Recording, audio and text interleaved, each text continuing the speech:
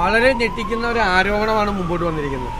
ഒന്ന്, വിദേശത്ത് മുഖ്യമന്ത്രിയുടെ മകൾക്കും മുഖ്യമന്ത്രിയുമായി ബന്ധപ്പെട്ട മറ്റൊരാൾക്കും ജോയിൻ്റ് ആയിട്ടൊരു അക്കൗണ്ട് ഉണ്ട്. ആ അക്കൗണ്ടിലേക്ക് പ്രൈസ് വാട്ടർ കൂപ്പേഴ്സിൽ നിന്നും SNC ലാവനിൽ നിന്നും പണം വന്നിരിക്കുന്നു എന്നാണ് ആരോപണം. ഇങ്ങനൊരു അക്കൗണ്ട് ഉണ്ടോ ഇല്ലേ എന്ന് മുഖ്യമന്ത്രി മറുപടി പറയും. ഒന്ന്. രണ്ട്, ഈ അക്കൗണ്ടിലേക്ക് ഈ പറയുന്ന പ്രധാനപ്പെട്ട കമ്പനികളിൽ നിന്ന് പണം വന്നിട്ടുണ്ടോ എന്ന് അദ്ദേഹം വ്യക്തമാക്കണം.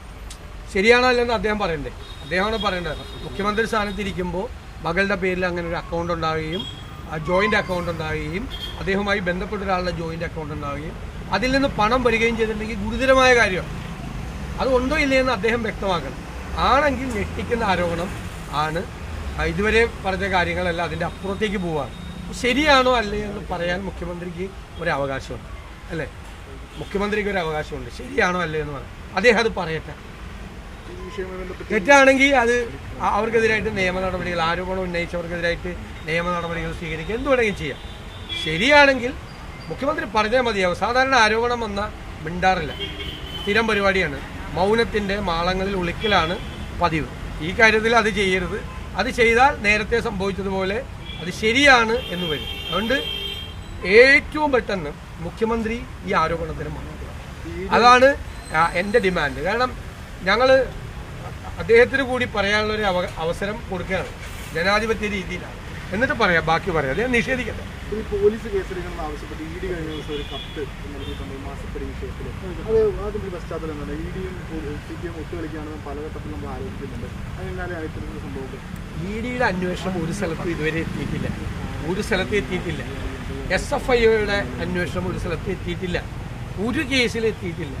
നിങ്ങളോട് ഞാൻ പറഞ്ഞല്ലോ, തെരഞ്ഞെടുപ്പിന് തൊട്ട് മുമ്പ് കരുവന്നൂർ ഇപ്പം പിടിക്കുന്നവർ ഏതെങ്കിലും CPM നേതാവിനെ വിളിച്ചു മൊഴിയെടുത്തു. അടുത്ത പ്രാവശ്യം വീണ്ടും വരാൻ പറഞ്ഞു. അതായത് പേടിപ്പിച്ചാണ്. അപ്പോൾ അടുത്ത പ്രാവശ്യം അറസ്റ്റ് വരും എന്ന് വിചാരിച്ചിട്ട് ആൾ പോകുന്നത്. രണ്ടാമത്തെ പ്രാവശ്യം ചെയ്തില്ല, മൂന്നാമത്തെ പ്രാവശ്യം ചെയ്തില്ല, നാലാമത്തെ പ്രാവശ്യം ചെയ്തില്ല. തൃശ്ശൂർ തെരഞ്ഞെടുപ്പ് കാലത്ത് BJP EDയെ ഉപയോഗിച്ചുകൊണ്ട് മുഴുവൻ CPM നേതാക്കളെ വിരട്ടി നിർത്തി. ഒരു ചുക്ക് സംഭവിക്കില്ല എന്ന് ഞാൻ നിങ്ങളോട് പറഞ്ഞില്ലേ? ഒന്നും സംഭവിച്ചില്ലല്ലോ. പിന്നെ വേറെ പല സ്ഥലത്തും ഇപ്പം ED വരും, ഇപ്പം SFIO വരും.